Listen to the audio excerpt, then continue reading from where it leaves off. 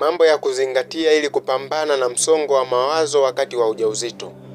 Kama tulivyoeleza, msongo wa mawazo una athari kwa mtoto kuanzia kwenye ubongo na kumbukumbu zake, lakini vile vile hata baada ya kuzaliwa kupata changamoto za kushindwa kujifunza, wasiwasi, na wakati mwingine huwa na changamoto za kiburi ambazo pengine zimesababishwa tu na athari ambazo mama mjamzito alikuwa na msongo wa mawazo.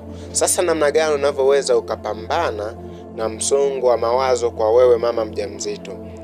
Moja, fanya mazoezi. Jitahidi kufanya mazoezi, yakiwa mazoezi ya kukimbia, aidha ya kutembea. Vile vile fanya mazoezi ya kupumua kwa kina. Mazoezi ya kupumua kwa kina, lakini mazoezi ya kutafakari, breathing and meditation.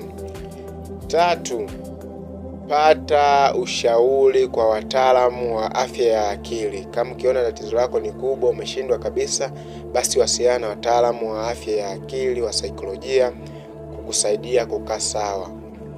4, epuka habari za uongo, aidha watu ambao wanachochea zaidi habari. Kwa hiyo inaenda kusaidia kupunguza kupata habari mbaya. Vile vile jitahidi sana kula chakula kilicho bora na chenye virutubisho.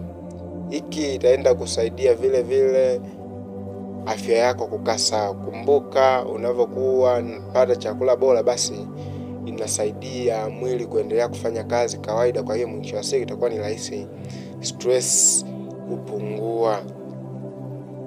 Namba 6 na mwisho, basi jitahidi upate muda wa kulala wa kutosha. Hii itaenda kusaidia kurekebisha swala zima la homoni ya cortisol ambayo inadhalishwa, ambayo inaweza ikaathiri afya yako ya uzazi. Fanya hivyo kwa afya yako. Usisahau kulike na tufollow kwa ajili ya